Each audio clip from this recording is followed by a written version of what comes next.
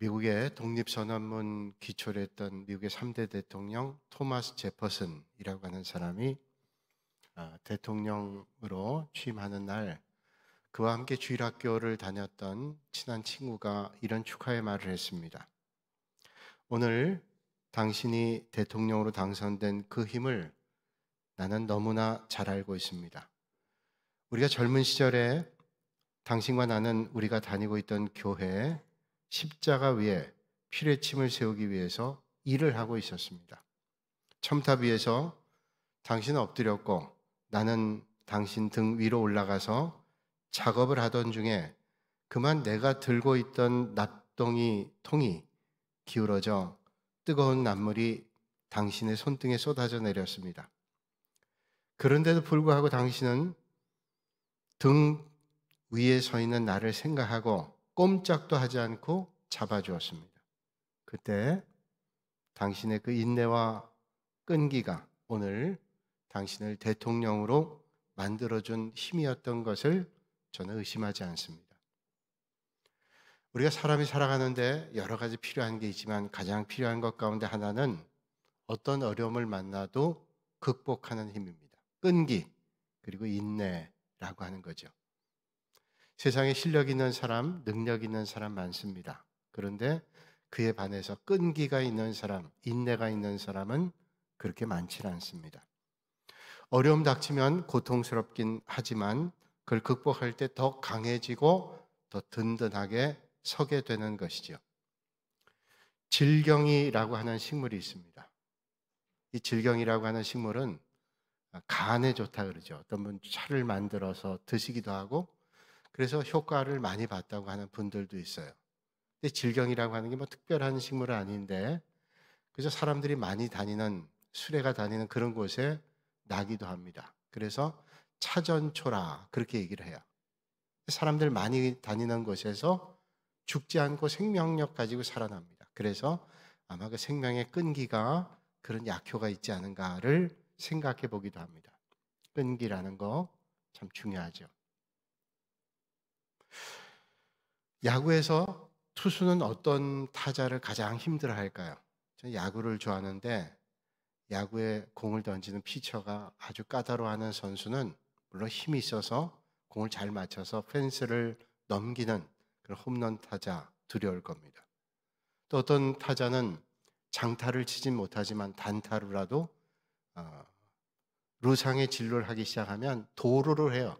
그래서 아주 피처가 견제하느라고 아주 피곤합니다. 이런 선수도 아주 까다로운 선수 가운데 하나죠. 그런 타자일 겁니다. 그런데 뭐니 해도 가장 까다로운 타자는 아마도 타석에서 참을성 있게 끊임없이 투구를 컨트롤하면서 그 타구를 커트해내는 그래서 많은 공을 투수로부터 던져야 하게 하는 그런 타자가 참 까다로울 거예요. 한두 번 던졌을 때 뭐 장타를 치든 아웃이 되든 그런 선수는 할 만한데 계속 커트해내는 거예요. 아주 까다로운 선수죠. 끈질긴 선수입니다. 2002년 월드컵 할 때 우리나라가 좋은 성적 거두었는데 우리 선수들이 뭐 대단했습니다. 그때 외국 선수 가운데 우리나라 수비수 가운데 아주 까다롭게 생각하는 수비수가 있었습니다. 공격하는데 아주 방해가 되는 그런 수비가 있었는데 김남일이라고 하는 선수입니다. 그 선수의 별명이 진공청소기입니다. 왜 진공청소기인가 하면 한번 붙으면 안 떨어져요. 그래서 딱 붙으면 안 떨어지니까 공격하는 사람들이 너무 까다로웠습니다. 그렇죠. 끈기 있다는 것은 참 힘들고 어렵게 하게 할 수도 있습니다. 예수님께서 예수 믿는 우리에게 믿음 생활할 때 끈기 있게 하라고 말씀해요. 그죠? 아멘하고 은혜 받는 거 중요하지만 우리가 끝까지 끈기 있는 믿음의 길 간다. 중요하죠. 우리가 예수님 성품을 닮아서 온유하고 겸손한 것 참 중요하지만 온유하고 겸손함뿐 아니라 끈기 있게 믿음 생활하는 것 참 중요합니다. 예수님께서 공생애를 시작하면서 광야에서 40일을 금식하셨습니다. 많이 시작하고 배고프실 때 마귀 와서 가장 약한 곳을 공격하죠. 여기 있는 돌 가지고 떡을 만들라. 예수님께서는 그 마귀에 굴하지 않고 하나님의 말씀을 대항했습니다. 마귀도 그런데 가지 않고 끈기 있게 끈질기게 예수님을 시험하죠. 심지어는 하나님의 말씀 가지고 시험합니다. 예수님께서 신명기 8장 말씀 가지고 8장 3절에 있는 대로 사람이 떡으로만 살 것 아니라 하나님의 입에서 나오는 말씀으로 살 것이다. 그리고 마귀를 쫓아냈습니다. 예수님은 끈질기게 덤벼온 마귀를 끈기 있게 하나님의 말씀으로 이겨냈습니다.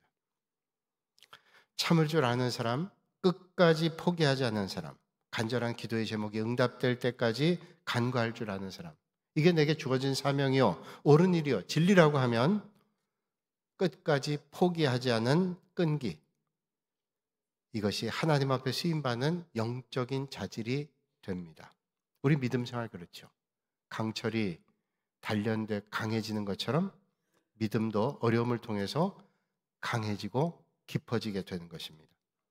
사랑하는 여러분, 때로는 시험이 납통이 쏟아지는 뜨거움으로 우리에게 다가온다 할지라도, 또 그 때문에 손등이 저며온다 할지라도, 막다른 골목에서 옴짝달싹할 수 없는 사면 초가에 부딪힌다 할지라도, 앞으로 전진해보지만 캄캄하고 뿌연 안개 때문에 보이지 않는다 할지라도, 두드리고 두드려도 열리지 않고 우리가 들어가기 어려운 삶의 자리를 만난다 할지라도 포기하지 않고 하나님 앞에 간절함으로 매달릴 수 있는 여러분들이 되시기를 주님의 이름으로 축원합니다. 얕은 물에서는 누구나 다 수영선수처럼 보이죠. 그러나 깊은 물에 들어가 보면 그 사람의 실력이 드러나게 됩니다. 이 아침에 야복 강가에서 씨름했던 야곱처럼 끈질기게 매달리셔서 응답 받으시는 여러분들이 되시기를 바랍니다. 오늘 말씀에 우리는 가나안 여인 한 사람을 만나게 되죠. 이 가나안 여인은 이방 사람입니다. 유대인에 비해서는 이방 사람이죠. 오늘 같은 본문을 기록하고 있는 마가복음에는 이 가나안 여인을 수로보니게 여인이라 이렇게 얘기합니다. 수로보니게 여인은 두로와 시돈, 그러니까 갈릴리 바다 서북쪽에 해당되는 그 지역 전체를 얘기할 수 있습니다. 페니키아 지역의 여인이에요. 당시 가나안 사람들은 이방신을 많이 섬겼습니다. 이방의 침입으로 혼혈 민족을 이루고 있었기 때문에 유대 정통 사람들은 가나안 사람들 별로 가까이 하지 않았습니다. 이런 가나안 여인에게 소원 하나가 있었는데 오늘 말씀 보니까 자기의 귀신 들린 딸 아이의 병을 고치는 겁니다. 귀신 쫓는 게 그 여인에게 가장 큰 소원이었습니다. 이때 마침 죽은 자를 살게 하시고 병자들을 고쳐주셨던 능력의 주님께서 그 지경을 지난다는 소문을 듣게 됩니다. 가나안 여인은 그 소문 듣고 예수님께서 지나가시는 길가에 서서 기다리고 있다가 달려가서 소리를 지르지요. 오늘 22절에 이렇게 말씀합니다. 주 다윗의 자손이여 나를 불쌍히 여기소서. 내 딸이 흉악하게 귀신 들렸나이다 말씀합니다. 그런데 주님은 아무리 외쳐도 대답이 없습니다. 가나안 여인이 간절하게 부르짖었는데도 예수님은 아무런 말씀도 하지도 않고 대답도 하지 않으십니다. 그렇다면 왜 그러셨을까요? 가나안 여인의 외침이 사람들의 웅성거림에 묻혀서 들리지 않았을까요? 그녀의 간절함을 주님 모르시기 때문에 아마 누가 하는 말이겠지 하고 외면하셨을까요? 그렇지 않습니다. 다 아시고 그 마음의 중심을 아시는 주님께서 대답하지 않으셨습니다. 그것은 그에게 더 큰 믿음을 보이시기 위해서, 더 큰 믿음을 알리시기 위해서 그러시고 계셨습니다. 그렇죠? 신앙의 어려움이 때로는 우리에게 그렇게 올 때가 있습니다. 하나님은 과연 계시는지, 내가 이런 어려움과 고통과 곤고함 가운데 있는데 하나님은 과연 내 곤고함을 알고 계시는지, 내 아이를 위해서 그렇게도 기도하고 여러 날 동안 하나님 앞에 탄식하며 부르짖는데 하나님은 듣고 계시는지, 그런 믿음의 시련이 올 때가 있습니다. 때로는 그렇게 하나님께서 대답하지 않은 것처럼 느껴질 때도 있습니다. 이상하게 간절하게 구하는 기도를 하나님께서 외면하시는 것처럼 보일 때가 있습니다.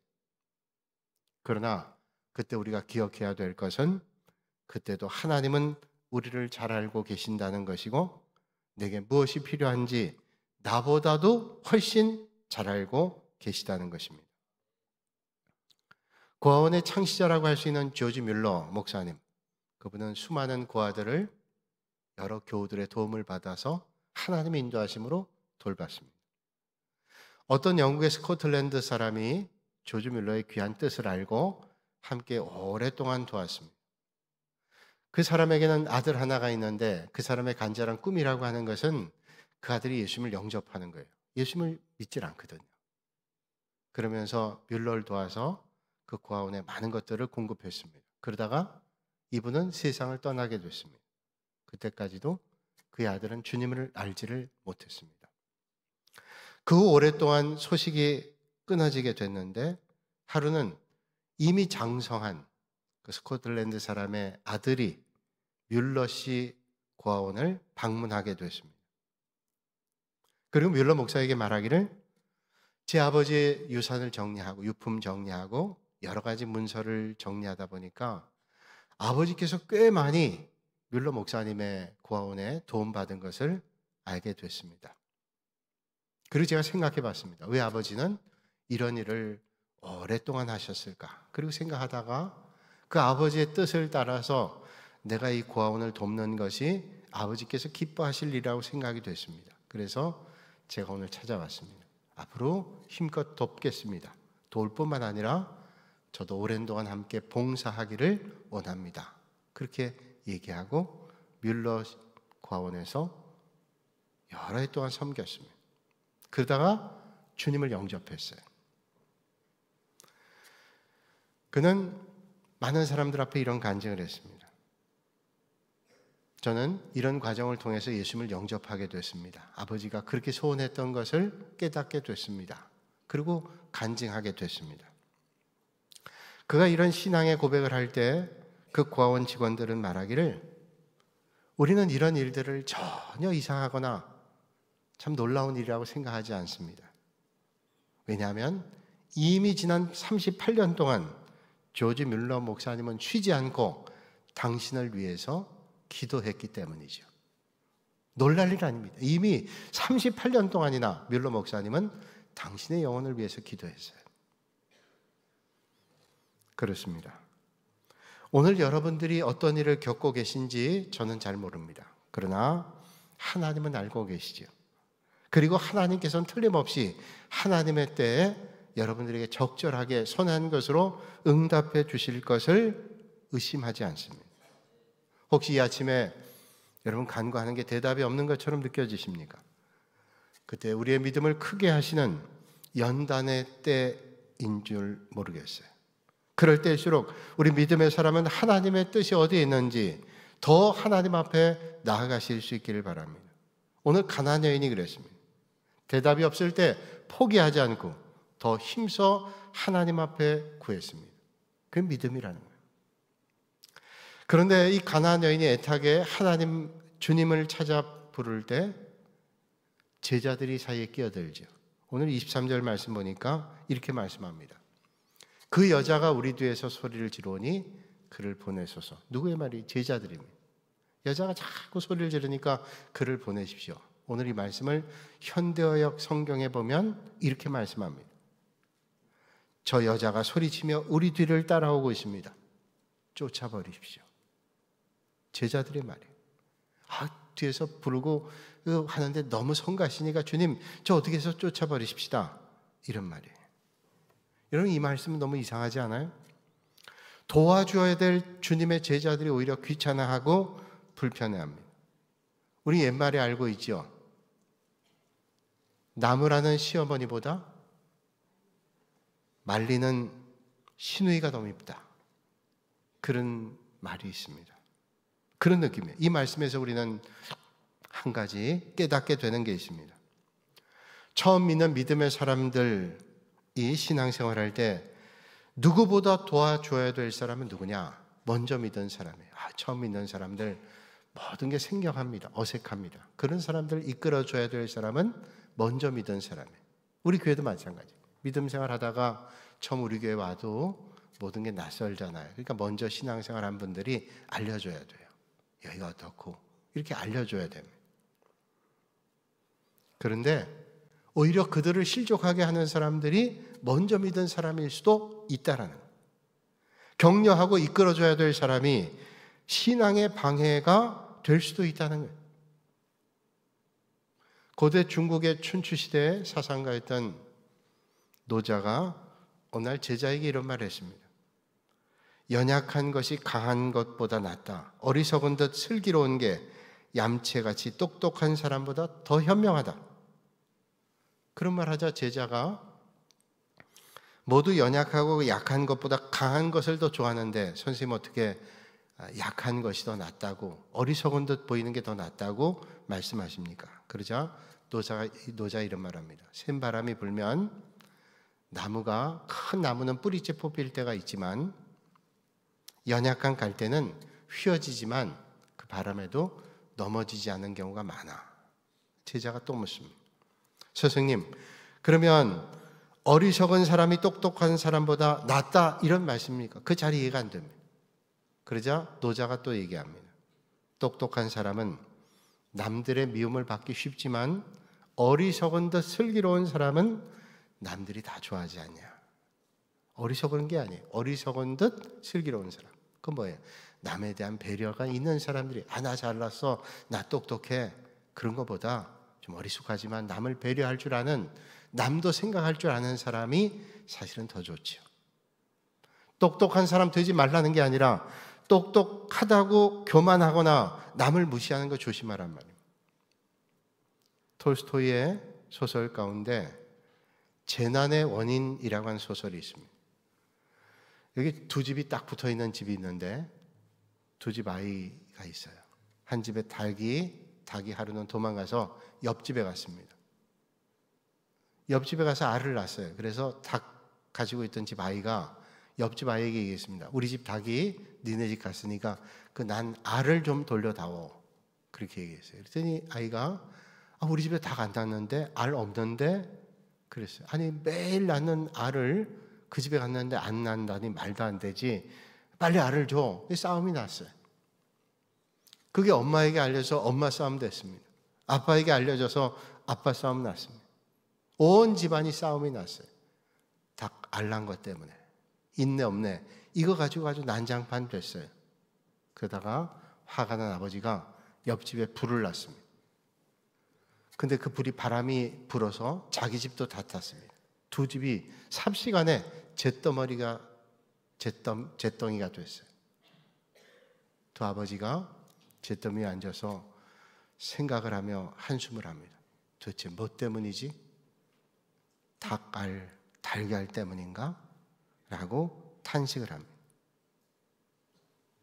과연 달걀 때문에 재난의 원인이 일어났을까요? 아니죠. 교만이에요. 자존심. 그 자존심과 교만 때문에 아이들 싸움, 엄마 싸움, 아빠 싸움, 불지르는 싸움이 일어났어요. 여러분 우리도 조심해야 돼요. 아무것도 아닌 거 가지고 교만과 자존심 때문에 오히려 다툼이 일어나고 갈등이 일어날 때 많죠. 오히려 남에 대한 배려가 필요하죠. 오늘 우리가 먼저 믿게 됐다면, 먼저 알게 됐다면 겸손함으로 가르치고 전하는 여러분들, 그래서 복음의 통로가 되시는 여러분들이 되시기를 주님의 이름으로 축복합니다. 이제 제자들이 저 쫓아보내세요 요청하고 난 다음에 예수님께서 그 가나안 여인에 향해서 말씀을 합니다. 나는 이스라엘의 집에 잃어버린 양 외에는 다른 데로 보내심을 받지 아니하였노라. 그러니까 너는 이방 여인, 너는 내 복음을, 내 손길을 받을 이유가 없다는 거예요. 단호하게 거절한 거죠. 보통 거절이 아니라 단호하게 거절합니다. 여자의 간절함이 외면되고 거절됐습니다. 이상하게도 이처럼 믿는 사람들의 간절한 간구가 우린 거절되는 것처럼 느껴질 때가 많아요. 아니 하나님께서 좀 기다리라 그러든지 하나님께서 응답해 주시든지 그래야 되는데 하나님께서 거절하는, 너무 단호하게 거절하는 것처럼 해서 우리가 낙심될 때가 있어요. 교회 역사를 보면 어거스틴이라는 사람이 있죠. 그분의 참회록을 보면 그 어머니 모니카에 대한 얘기가 나옵니다. 모니카가 아들의 회심을 위해서, 방탕했던 아들 어거스틴 회개를 위해서, 믿음 안으로 오기 위해서 여러 날 동안 기도했어요. 수없이 기도했어요. 오죽하면 그가 예배당에서 눈물을 흘려 기도하니까 그 교구의 사제였던 암브로시우스는 말하기를, 기도하는 어머니가 있는 한 그 자식은 절대로 망하지 않아요. 그런 말로 위로해 줬다 그러죠.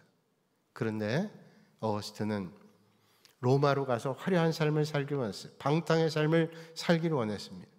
어머니가 막았지만 그는 결국 카르타고에서 배를 타고 로마로 향해 갔습니다.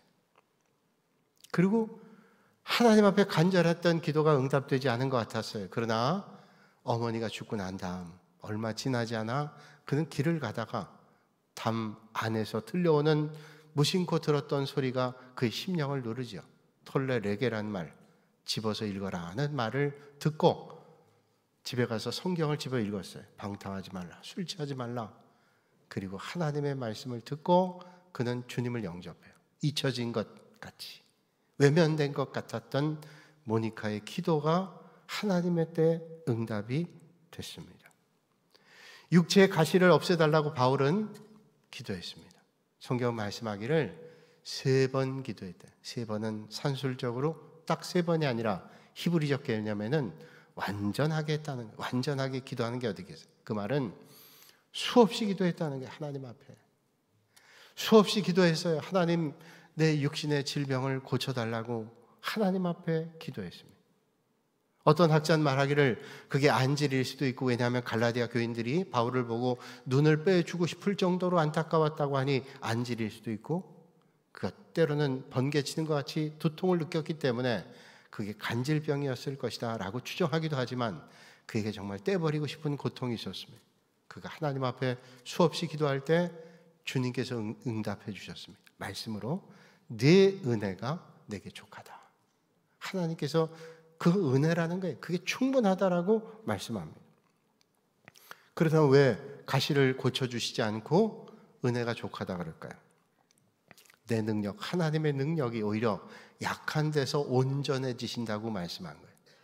여러분, 바울이 어떤 사람이에요? 로마 시민권 가지고 율법으로는 최고의 학문을 배우고, 성경을 보면 그는 3층천의 경험을 했던, 신비의 경험까지 했던 많은 은혜를 받은 사람이에요. 은혜 받은 사람이 자칫 잘못하면 어떻게 해요? 그 은혜 받은 것 때문에 감사하기보다 교만할 때 있어요. 하나님께서 그를 도구로 삼기 위해서, 하나님과의 고리를 끊지 않고 더 주님을 붙잡기 위해서 그는 그 많은 은혜와 은사를 가지고 있기 때문에 하나님께서 날마다 주님 앞에 엎드리도록 그에게 가시를 주셨어요. 그래서 그는 깨닫죠. 내 은혜가 족하구나. 나는 약한 데서 오히려 온전해진다고 고백합니다. 가나안 여인이 간절하게 하나님 앞에 부르짖었지만 주님 거절했습니다. 거절했지만 주님의 사랑을 의심하지 않고 믿었습니다. 아니, 오히려 오늘 말씀 보니까 더 간절하게 주님께 구합니다. 그래서 성경은 말씀하죠. 예수께 절하며 이르되 주여 저를 도우소서. 주님 거절하는데 주님께 더 나가 절하며 구했대요. 저를 도와달라고. 어떻게 그럴 수 있어요? 주님이 저렇게 외면하는데, 나를 박대하는데 주님께 더 나가 절하면서 간절히 구했대요. 주님 뭐라고 말씀합니까? 자녀의 떡을 취하여 개들에게 던짐이 마땅하지 아니하니라. 이제 주님 뭐라고 말씀하세요? 개에게 줄 수 없다는 거 아니에요? 자녀에게 줄 걸 개에게 줄 수 없다. 이런 세상에 이런 말씀이 어디 있어요? 개치구함. 너무 민망한 말씀이에요. 너무 민망하니까 어떤 주석가는 말하기를, 개도 여러 가지 종류가 있는데 여기 나와 있는 헬라어 단어의 개는 쿠나리온이란 말인데 쿠온이라는 말이 아니다. 이건 뭐냐? 쿠나리온이라는 말은 애완용 개라는 거예요. 쿠온은 그냥 개, 막개. 그러니까 주님은 그래도 쿠나리온, 애완용 개라고 얘기해요. 세상에 애완용 개나 막개나, 개는 개 아니에요. 그러면 개 취급했다는 얘기 아니에요? 만일 보통 사람은 어때요? 나를 개라고요? 자기 자식에게 줄 걸 개에게 못 주겠다고요? 그래요. 아무리 주님 능력이 있어도 나는 여기까지입니다. 난 다시는 주님 대면하지 않겠어요. 그런 마음이 들지 않겠어요? 만약 보통 사람 같다면 서운했을 거예요. 그런데 천대받던 사람, 많은 사람들이 별로 좋지 않게 생각했던 사람이 이런 말 들으면 더 서운합니다.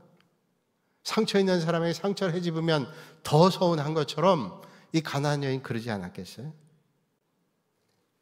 그런데 이 여인은 어떻게 했을까요? 여러분 같으면 어떻게 하셨을까요? 이 가나안 여인이 주님께 더 매달리지요. 27절에 이렇게 말씀합니다.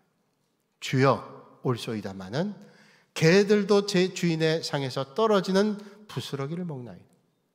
주님께 옳대요. 예, 제가 개입니다. 그런데 개도 주인 상에 떨어지는 걸 먹잖아요. 나는 떨어지는 은혜라도 받겠습니다. 얼마나 간절해. 주님, 떨어지는 은혜라도 제게 주세요. 그렇게 하나님 앞에 부르셔요. 주님께 부르시죠. 떨어지는 은혜라도 달라고. 여러분, 그렇다면 어떻게 이렇게 간절할 수 있을까요? 조롱보다, 어떤 시련과 시험보다 예수님께 대한 믿음이 컸기 때문이 아닐까요? 틀림없이 주님께 가면 내 아이의 병, 귀신 들린 병을 낫게 될 거야. 내가 이런 천대 멸시 개취급 받아도 난 주님 믿어. 그리고 주님께 나가는 거죠. 그렇습니다. 응답받는 믿음은 큰 믿음 돼야 돼요. 예수님께서 물 위로 걸어오자 놀랬던 제자들이 마님 주님이시면 저도 물 위를 걷게 해주세요. 베드로가 물 위를 걷다가 물속에 빠집니다. 물에 빠진 베드로를 건지시면서 주님 말씀하지요. 믿음이 적은 자여 왜 의심하느냐. 믿음이 적어서 물속에 빠졌어요. 의심하는 믿음이 되지 말고 믿는 믿음이 되라고 주님 말씀합니다. 여러분, 왜 믿음이 적은 자여 의심하느냐 라고 하시는 주님의 음성을 들으시고 큰 믿음으로 끝까지 신뢰하시는 여러분들이 되시기를 주님의 이름으로 축복합니다. 필리핀에서 사업하기 위해서 세 친구가 가서 사업을 합니다.